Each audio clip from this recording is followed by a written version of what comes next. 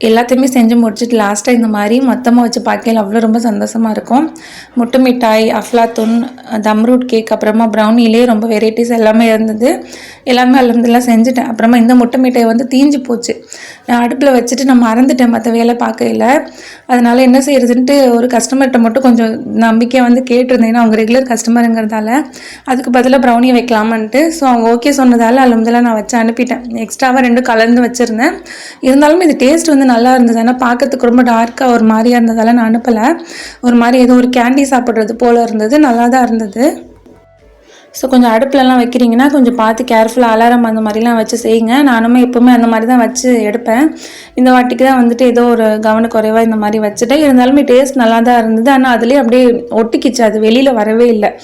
ரொம்ப over back ஆனதால் நினைக்கிறேன். ரொம்ப அப்படியே ஒரு கேண்டி போல் தான் இருந்துச்சு.